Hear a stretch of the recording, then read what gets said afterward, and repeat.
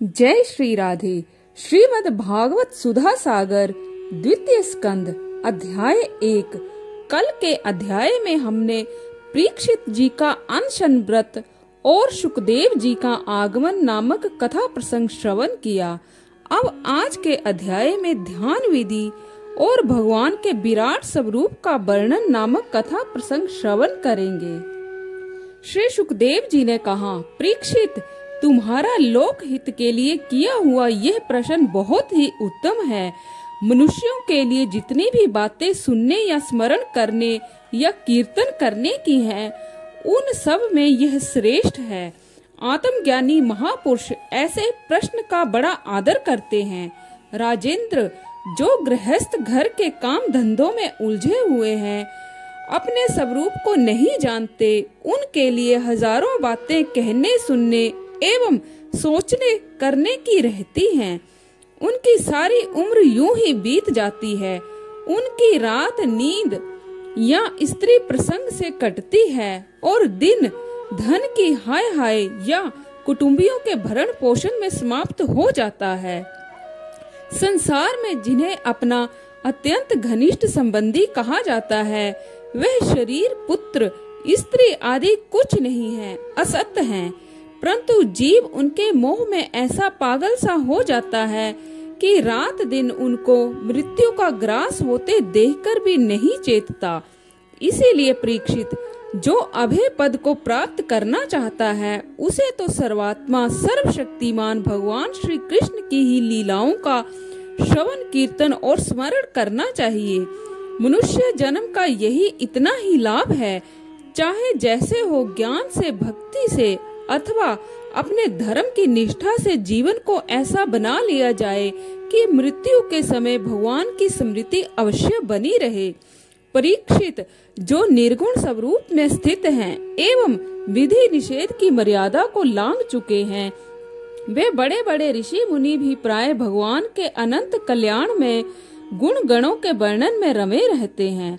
द्वापर के अंत में भगवत रूप अथवा वेद तुल्य श्रीमद् भागवत नाम के महापुराण का अपने पिता श्री कृष्ण द्वैपायन से मैंने अध्ययन किया था। राजऋषि, मेरी निर्गुण स्वरूप परमात्मा में पूर्ण निष्ठा है, फिर भी भगवान श्री कृष्ण की मधुर लीलाओं ने बलात् मेरे हृदय को अपनी ओर आकर्षित कर लिया। यही कारण है कि मैंने इस पुराण का अध्ययन किया। तुम भगवान के परम भक्त हो, इसीलिए तुम्हें मैं इसे सुनाऊंगा। जो इसके प्रति श्रद्धा रखते हैं, उनकी शुद्ध चित्त वृत्ति भगवान श्री कृष्ण के चरणों में अनन्य प्रेम के साथ बहुत शीघ्र लग जाती है। जो लोग लोक या परलोकी की किसी भी वस्तु की इच्छा रखते हैं या इसके विपरीत संसार में दुख का अनुभव करके जो इससे विरक्त हो गए हैं और निर्भय मोक्ष पद को प्राप्त करना चाहते हैं, उन साधकों के लिए तथा योग संपन्न सिद्ध ज्ञानियों के लिए भी समस्त शास्त्रों का यही निर्णय है कि वे भगवान के नामों का प्रेम से संकीर्तन करें। अपने कल्याण साधन की ओर से असावधान रहने वाले पुरुष की वर्षों लंबी आयु भी अनजान में ही व्यर्थ बीत जाती है। उससे क्या लाभ? सावधानी से ज्ञान पूर्वक बिताई हुई घड़ी 2 घड़ी भी श्रेष्ठ है, क्योंकि उसके द्वारा अपने कल्याण की चेष्टा तो की जा सकती है। राजऋषि खटवांग अपनी आयु की समाप्ति का समय जानकर 2 घड़ी में ही सब कुछ त्याग कर भगवान के अभय पद को प्राप्त हो गए। परीक्षित, अभी तो तुम्हारे जीवन की अवधि 7 दिन की है। इस बीच में ही तुम अपने परम कल्याण के लिए जो कुछ करना चाहिए सब कर लो। मृत्यु का समय आने पर मनुष्य घबराए नहीं। उसे चाहिए कि वह वैराग्य के शस्त्र से शरीर और उससे संबंध रखने वालों के प्रति ममता को काट डाले। धैर्य के साथ घर से निकलकर पवित्र तीर्थ के जल में स्नान करे और पवित्र तथा एकांत स्थान में विधि पूर्वक आसन लगाकर बैठ जाए। तत्पश्चात परम पवित्र ओम इन 3 मात्राओं से युक्त प्रणव का मन ही मन जप करे। प्राण वायु को वश में करके मन का दमन करे और एक क्षण के लिए भी प्रणव को ना भूले। बुद्धि की सहायता से मन के द्वारा इंद्रियों को उनके विषयों से हटा ले और कर्म की वासनाओं से चंचल हुए मन को विचार के द्वारा रोक कर भगवान के मंगलमय रूप में लगाए। स्थिर चित्त से भगवान के श्री विग्रह में से किसी एक अंग का ध्यान करें। इस प्रकार एक एक अंग का ध्यान करते करते विषय वासना से रहित मन को पूर्ण रूप से भगवान में ऐसा तल्लीन कर दे कि फिर और किसी विषय का चिंतन ही ना हो। वही भगवान विष्णु का परम पद है, जिसे प्राप्त करके मन भगवत प्रेम रूप आनंद से भर जाता है। यदि भगवान का ध्यान करते समय मन रजोगुण से विक्षिप्त या तमोगुण से मूढ़ हो जाए तो घबराए नहीं।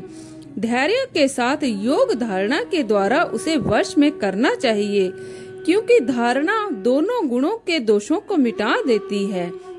धारणा स्थिर हो जाने पर ध्यान में जब योगी अपने परम मंगल में आश्रय को देखता है, अर्थात भगवान को देखता है, तब उसे तुरंत ही भक्ति योग की प्राप्ति हो जाती है। परीक्षित ने पूछा, ब्राह्मण, धारणा किस साधन से किस वस्तु में किस प्रकार की जाती है और उसका क्या स्वरूप माना गया है, जो शीघ्र ही मनुष्य के मन का मैल मिटा देती है? श्री सुखदेव जी ने कहा, परीक्षित, आसन, श्वास, आसक्ति और इंद्रियों पर विजय प्राप्त करके फिर बुद्धि के द्वारा मन को भगवान के स्थूल रूप में लगाना चाहिए। यह कार्य रूप संपूर्ण विश्व जो कुछ कभी था, है या होगा, सब का सब जिसमें दीख पड़ता है, वही भगवान का स्थूल से स्थूल और विराट शरीर है। जल, अग्नि, वायु और आकाश, अहंकार, महतत्व और प्रकृति, इन 7 आवरणों से घिरे हुए इस ब्रह्मांड शरीर में जो विराट पुरुष भगवान हैं, वे ही धारणा के आश्रय हैं। उन्हीं की धारणा की जाती है। तत्वज्ञ पुरुष उनका इस प्रकार वर्णन करते हैं। पाताल विराट पुरुष के तलवे हैं, उनकी एड़ियां और पंजे रसातल हैं। दोनों गुल्फ, एड़ी के ऊपर की गांठें महातल हैं, उनके पैर के पिंडे तलातल हैं। विश्व मूर्ति भगवान के दोनों घुटने सुतल हैं, जांघें बितल और अतल हैं, पेड़ू भूतल है। और परीक्षित, उनके नाभि रूप सरोवर को ही आकाश कहते हैं। आदि पुरुष परमात्मा की छाती को स्वर्ग लोक, गले को महर लोक, मुख को जन लोक और ललाट को तपोलोक कहते हैं। उन सहस्त्र सिर वाले भगवान का मस्तक समूह ही सत्यलोक है। इंद्र आदि देवता उनकी भुजाएं हैं। दिशाएं कान और शब्द श्रवण इंद्रिय हैं। दोनों अश्विनी कुमार उनकी नासिका के छिद्र हैं। गंध घ्राण इंद्रिय है और धधकती हुई आग उनका मुख है। भगवान विष्णु के नेत्र अंतरिक्ष हैं, उनमें देखने की शक्ति सूर्य है। दोनों पलकें रात और दिन हैं। उनका भ्रू विलास ब्रह्मलोक है। तालु जल है और जिह्वा रस। वेदों को भगवान का ब्रह्मरंध्र कहते हैं और यम को दाढ़े। सब प्रकार के स्नेह दांत हैं और उनकी जगन मोहिनी माया को ही उनकी मुस्कान कहते हैं। ये अनंत सृष्टि उसी माया का कटाक्ष विक्षेप है। लज्जा ऊपर का होंठ और लोभ नीचे का होंठ है। धर्म स्तन और अधर्म पीठ है। प्रजापति उनके मूत्रेंद्रिय हैं। मित्रा वरुण अंडकोश है। समुद्र कोक है और बड़े बड़े पर्वत उनकी हड्डियां हैं। राजन, विश्व मूर्ति विराट पुरुष की नाड़ियां नदियां हैं। वृक्ष रोम है। परम प्रबल वायु श्वास है। काल उनकी चाल है और गुणों का चक्कर चलाते रहना ही उनका कर्म है। परीक्षित, बादलों को उनके केश कहते हैं। संध्या उनका अनंत का बस्तर है। महात्माओं ने अव्यक्त को ही उनका हृदय बतलाया है और सब विकारों का खजाना उनका मन चंद्रमा कहा गया है। मैं तत्व को सर्वात्मा भगवान का चित्त कहते हैं और रुद्र उनके अहंकार कहे गए हैं। घोड़े, खच्चर, ऊंट और हाथी उनके नख हैं। वन में रहने वाले सारे मृग और पशु उनके कटी प्रदेश में स्थित हैं। तरह तरह के पक्षी उनके अद्भुत रचना कौशल हैं। स्वयंभू मनु उनकी बुद्धि है और मनु की संतान मनुष्य उनके निवास स्थान है।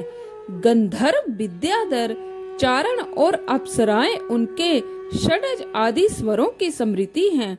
दैत्य उनके वीर्य हैं। ब्राह्मण मुख, क्षत्रिय भुजाएं हैं। वैश्य जंघाएं और शूद्र उन विराट पुरुष के चरण हैं।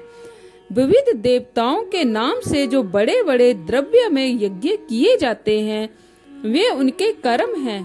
परीक्षित, विराट भगवान के स्थूल शरीर का यही स्वरूप है, सो मैंने तुम्हें सुना दिया। इसी में मुमुक्षु पुरुष बुद्धि के द्वारा मन को स्थिर करते रहते हैं, क्योंकि इससे खिन्न और कोई वस्तु नहीं है। जैसे स्वप्न देखने वाला स्वप्न अवस्था में अपने आप को ही विविध पदार्थों के रूप में देखता है, वैसे ही सबकी बुद्धि वृत्तियों के द्वारा सब कुछ अनुभव करने वाला सर्वांतरयामी परमात्मा एक ही है। उस सत्य स्वरूप आनंद निधि भगवान का ही भजन करना चाहिए। अतः किसी भी वस्तु में आसक्ति नहीं करनी चाहिए, क्योंकि यह आसक्ति जीव के अधः पतन का हेतु है। तो आज के लिए बस इतना ही। कल फिर आपसे भेंट होगी, तब तक के लिए जय श्री राधे।